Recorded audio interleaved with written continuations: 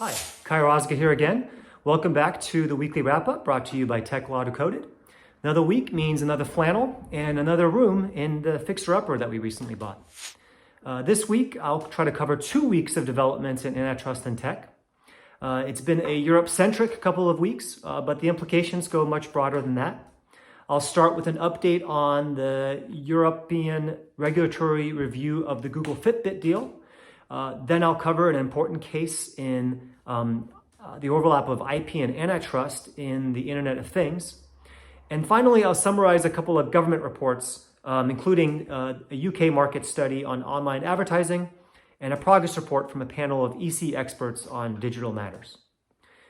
Just a disclaimer, this is not legal advice and the views expressed are my own. So, in merger control news, reports this week that the European Commission will refer the Google Fitbit review to a phase 2 review, which is a full-blown review, unless commitments are offered by the company. Rumor has it that the Commission has asked Google to commit to not use health-related data collected by Fitbit to target its online advertising. This signals the type of behavioral commitments that may become more commonplace in data-driven digital deals. In particular, where there is less concern for loss of head-to-head competition between the merging companies in an overlapping market. Here, that would be smartwatches. But where there's concern that one firm's acquisition of data could strengthen its position or strengthen barriers to entry in another core market that it operates in. So here, that would be online advertising. In the area of IP and antitrust, a major case is progressing in Germany between Nokia on the one hand and Daimler and some of its part suppliers on the other. In the case, the car manufacturer and its suppliers allege that Nokia has violated competition laws in its licensing of standard essential patents for the use of Internet of Things technology in cars. IoT technology could be, for example, a navigational system. They want to be able to license the technology at the component or individual systems level, while Nokia wants to offer a single license for all of its IoT technologies at the car level for the entire car. Recently, the German Competition Authority asked the court hearing the case to short circuit a ruling on several key issues by seeking opinions from the EU Court of Justice. This would include, among other things, the question of whether a dominant standard essential patent holder can decide to offer fair, reasonable, and non-discriminatory licenses to specific levels in a production chain. The court will decide on August 4th whether to seek the ECJ's views on that and some other issues.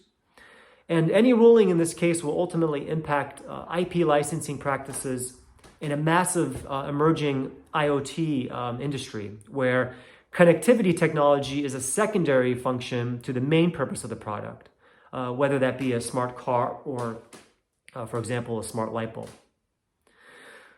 Last week, the UK's Competition Authority published a major market study of online platforms and digital advertising.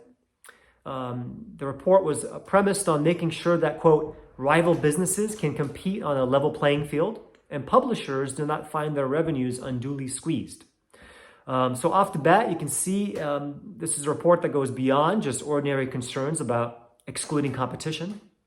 And so the report goes on to recommend some sweeping changes to enforcement and regulation of digital platforms in the advertising sector.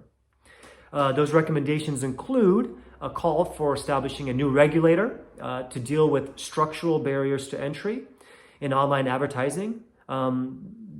The sources of that those barriers include the accumulation of user data, presence of must-have platforms in winner-takes-all markets, and the ability to vertically integrate across an entire ecosystem. The recommendations also include that the new regulator would set up and enforce a code of conduct to ensure that platforms with market power do not engage in exploitative or exclusionary practices, or, again, going even broader, to engage in practices reducing trust and transparency. Another recommendation includes a fairness by design duty on platforms to make user consent more informed. And on the remedy front, the report includes calls for introducing the power to separate a platform's business where necessary to eliminate conflicts of interest across different levels of the vertical integration stack. And also calls for a power to order data separation, preventing the combination of certain categories of data within a single ecosystem. Some specific recommendations were targeted at Google and Facebook, and those related to forced data sharing, platform interoperability, and transparency about data use and terms of conditions for platform users. So, some noteworthy takeaways here. First of all, the recommendation for a dedicated digital regulator. Second, structural remedies up to data or even business line separations are a notable development.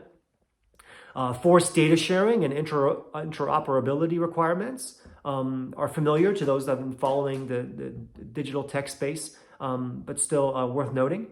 And finally, it's worth noting that the report goes beyond exclusionary conduct to include unfair trading practices, consumer protection concerns, as well as data protection considerations.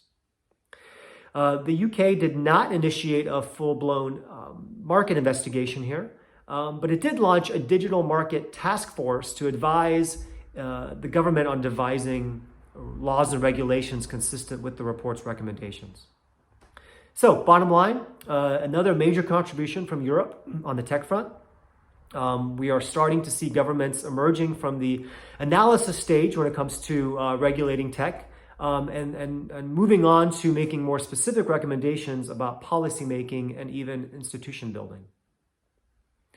At the same time, analysis does continue to go on at the EU level. And this week, a panel of experts commissioned by the EC published 3 draft progress reports on their analysis of the online platform economy. The reports focus on gatekeeper functions of platforms, which is to say platforms that are able to control access to markets or consumers, as well as the potential for businesses dependent on those platforms to be subject to anti-competitive or unfair trading practices. These reports make some practical recommendations for how the European Commission can better inform its policymaking efforts. Some of those include collecting data on the trade that occurs on platforms to improve understanding of the economic significance of the platforms, as well as the dependence of businesses and end users on those platforms. Another recommendation includes having wider reporting obligations of M&A activity to help inform authorities' ex post investigatory tools. This almost sounds like a sort of retrospective analysis. And finally, the need for more information about how platforms treat users differently from themselves when the platform operator is operating on its own platform, or how they might treat users on the platform differently from each other. So the report will no doubt influence the EC's efforts on developing ex-ante platform regulations and its new competition tool. And so something worth following. That's it for this week. For more on the latest developments in worldwide efforts to regulate the digital revolution, check out techlawdecoded.com. That's techlawdecoded.com.